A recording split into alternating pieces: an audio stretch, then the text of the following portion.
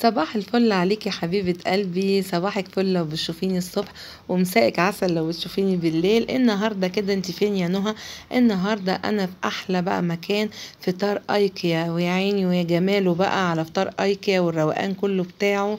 عايزة اقولك روحي هناك بجد هتتبسطي جدا، والاجمل بقى واللي هيبسطك اكتر انك مش هتدفعي كتير في ظل الظروف الاقتصادية الصعبة اللي البلد بقت فيها. حلو، هتروحي وهتفصلي وهتقعدي في احلى مكان، وهتشربي الكافيه بتاعك او النسكافيه او كل اللي انت عايزاه بحاجه بسيطه جدا. زي ما انت شايفه كده المكان جميل جميل بجد، يعني جميل جمال ملوش مثال. زي ما انت شايفه بيدخلك في اجواء رائعه، اجواء كده زي كده اجواء اوروبيه كده. الفطار هناك بقى منقسم لحاجتين: فطار ايكيا. فطار ايكيا ده بقى بيكون عبارة عن بقى اللي هو البيض الاومليت والسوسيس والهوت دوج، والحاجات بقى اللي هي المدلعة دي، مع التوست بقى اللي هو الفرنش توست بالجبن والحاجات الجميلة دي.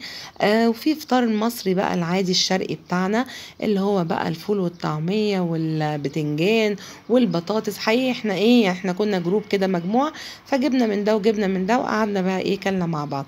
المكان اللي انا بوريهولك دلوقتي ده كده انت بتروحي تدفعي التيكت، بتطلبي سواء انت عايزه مثلا بيبسي، عايزه نسكافيه، عايزه قهوه، عايزه ايا كان، وبتتعاملي انت بالكوين مع المكن. يعني حاجه سهله جدا، حاجه بسيطه ما فيهاش اي تعقيدات. طبعا هناك بقى في الاضافات، لو انت عايزه تزودي اي اضافات من هناك موجود. يعني في بقى لو عايزه بقى تفطري مثلا شاورما، عايزه تشيكن، عايزه حاجات من دي للناس اللي بتحب الحاجات دي الصبح. هنا بقى كنت خدت جوله كده بعد ما خلصت دي كوسترات، كنت نزلت لكم انا الفيديو ده، فيديو قصير. دي كوسترات صراحة رائعة رائعة، كوسترات خشب كده. طبعا مهمة جدا بقى للناس بقى اللي هم زينا كده اللي عندهم قنوات، بتبقى حلوة جدا. بس انا عندي واحدة منها وبحمد ربنا والحمد لله ان انا جبتها في ايام الرخص. انا صراحة شفتها في المكان دلوقتي ساعة ما كنت هناك ب 375، فغالية جدا طبعا، ما جبتهاش اتفرجت عليها بس. وطبعا في بقى مجموعة من الحاجات بقى الخشبية والصواني والحاجات اللي هي طالعة كلها ترندات دي تاخد العقل. لو انت وصلتي لغاية هنا معايا في الفيديو اوعي تنسي تحطي اللايك، لان اللايك زي ما انت عارفة هو اللي بيدعمنا وبيعلي الفيديو معانا. واكتبي لي كومنت حلو كده بقى من الكومنتات الجميلة اللي بتجيلي.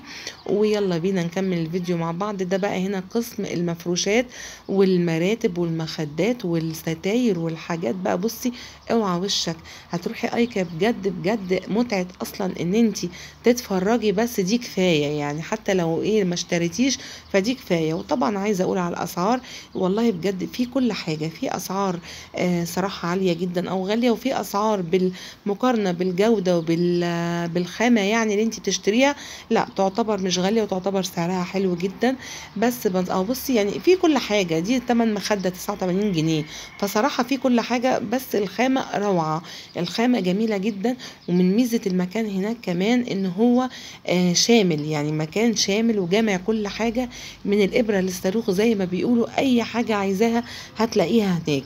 يعني اللي عايز يوضب بيته بصي من أول كده المطبخ لغاية الصالون هتلاقي هناك كل حاجة، وأذواق بقى وألوان، وعامل لك بقى الماتشنج بقى الألوان مع بعضها، مثلا السادة مع المشجر.